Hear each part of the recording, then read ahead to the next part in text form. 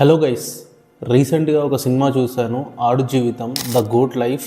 ఇది ఒక నిజంగా జరిగిన కొన్ని సంఘటనల్ని బేస్ చేసుకొని తీసిన సినిమా. ఇది కేరళ రాష్ట్రానికి చెందిన నజీబ్ అనే ఒక వ్యక్తి తన ఫ్రెండ్స్ చెప్పిన మాటలు విని దుబాయ్కి వెళ్తే డబ్బులు ఎక్కువ సంపాదించవచ్చు అనే ఆశతో దుబాయ్కి వెళ్దామని అనుకుంటాడు. ఏజెంట్లు చెప్పిన మాటలు విని 4 నెలల ప్రెగ్నెన్సీ ఉన్న తన భార్యని తల్లిని వదిలిపెట్టి ఉన్న ఇంటిని కూడా తాకట్టు పెట్టి డబ్బులు ఏజెంట్ చేతిలో పెట్టాడు. నజీబ్ దుబాయ్కి వెళ్లే సమయంలో తనకి హకీమ్ అనే ఒక వ్యక్తి పరిచయం అవుతాడు. వీళ్ళిద్దరు కలిసి దుబాయ్ ఎయిర్పోర్ట్ లో ఫ్లైట్ దిగి వాళ్ళిద్దరూ ఒకే ఏజెంట్ ద్వారా వెళ్తుంటారు. ఆ ఏజెంట్ కి ఫోన్ చేస్తే తను ఫోన్ లిఫ్ట్ చేయడు. వీళ్ళు అక్కడ ఎయిర్పోర్ట్ లో వెయిట్ చేస్తున్న సమయంలో ఒక దుబాయ్ షేక్ వచ్చేసి వీళ్ళ పాస్పోర్ట్లు తీసుకొని వీళ్ళని ఒక వెహికల్ లో ఎక్కించేసుకొని తీసుకెళ్తాడు. ఆ షేక్ వాళ్ళని దాదాపుగా కొన్ని 100 కిలోమీటర్లు ఎడారి లోపలికి తీసుకెళ్లి వాళ్ళని అక్కడ పనిలో పెట్టుకుంటాడు బలవంతంగా.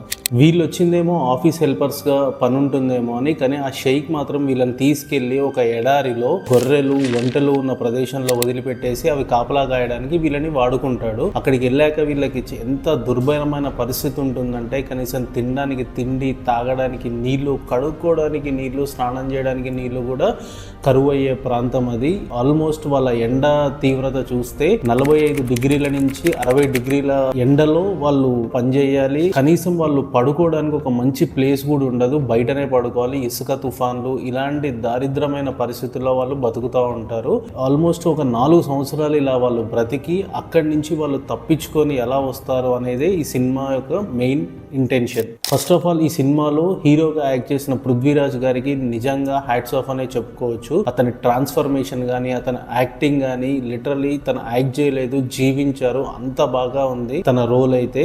ఇంకా డైరెక్టర్ విషయానికి వస్తే బ్లెస్సీ ఈ సినిమా ఆల్మోస్ట్ 2008లో మొదలుపెట్టి 2024లో క్లోజ్ చేశారు. 16 సంవత్సరాలు ఈ సినిమా కోసం కష్టపడ్డారంట.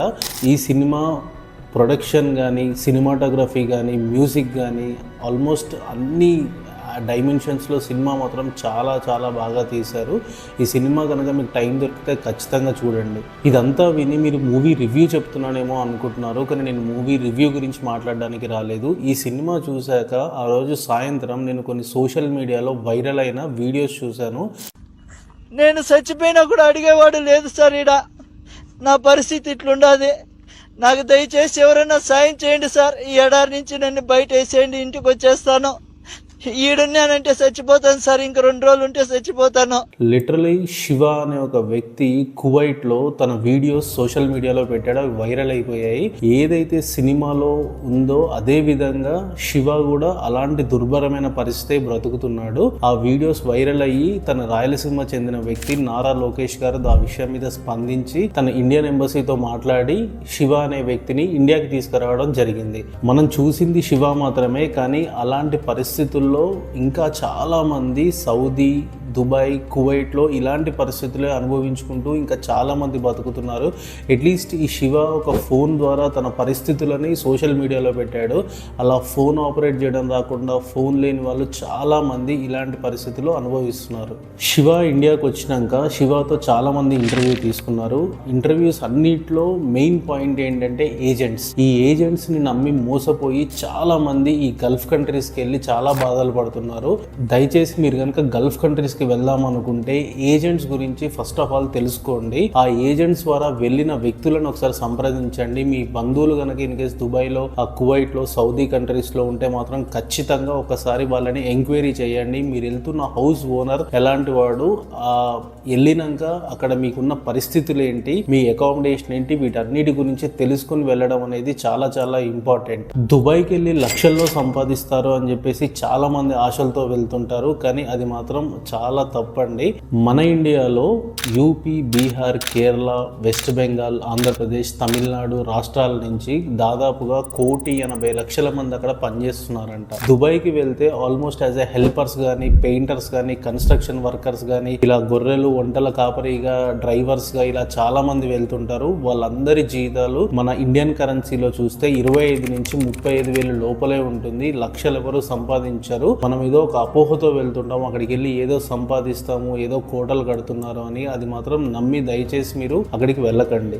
సో అక్కడికి వెళ్ళి మీరు ఇంత కష్టపడి అంత తక్కువ డబ్బులు సంపాదించడం కంటే మన ప్రాంతంలోనే ఉండి చాలా ఉపాధి అవకాశాలు ఉన్నాయి.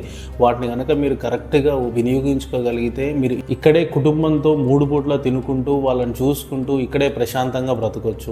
ఇవన్నీ విన్నాక కూడా అయినా మేము వెళ్ళాలి అని కనుక మీరు నిర్ణయించుకుంటే కనీసం వెళ్ళే ముందు ఒక బేసిక్ అరబిక్, ఇంగ్లీష్, హిందీ లాంటివి నేర్చుకోండి. మన బేసిక్ ఎమ్యూనిటీస్ గురించి మాట్లాడండి. వాటి గురించి కనుక మనం తెలుసుకొని వాళ్ళకి కనుక మనం కమ్యూనికేట్ చేయగలిగితే మన సగం కష్టాలు అక్కడే తీరుతాయి. మన లైఫ్ స్టైల్ చాలా బాగుపడుతుంది. సో దయచేసి మీరు వెళ్ళే ముందు ఈ అరబిక్ మీద కొంచెం, భాష మీద కొంచెం పట్టు సాధించి వెళ్ళండి. మీకు చాలా బెనిఫిట్ అవుతుంది ఈ విషయం మాత్రం. ఈ వీడియో చూసినాక కనీసం కొంతమందికైనా సరే అవేర్నెస్ స్ప్రెడ్ అవుతుందని అనుకుంటున్నాను. ఇక్కడ వరకు ఈ వీడియో కనుక మీరు చూసినట్లయితే మీకు తప్పకుండా ఈ వీడియో నచ్చే ఉంటుంది. సో ఖచ్చితంగా లైక్ చేయండి. మీకు ఇలాంటి ఇంట్రెస్టింగ్ కంటెంట్ కావాలంటే సబ్స్క్రైబ్ చేసుకోండి. పక్కనున్న బెల్ ఐకాన్ కూడా ప్రెస్ చేయండి. సో దట్ మేము ఎప్పుడైనా వీడియో రిలీజ్ చేయగానే మీకు నోటిఫికేషన్ వస్తుంది. మీరు ఈ వీడియోని మాత్రం వీలైనంత మందికి షేర్ చేయండి. కాస్త అవేర్నెస్ని స్ప్రెడ్ చేద్దాం. మళ్ళీ నెక్స్ట్ వీడియోలో కలుసుకుందాం. అంతవరకు సైనింగ్ ఆఫ్.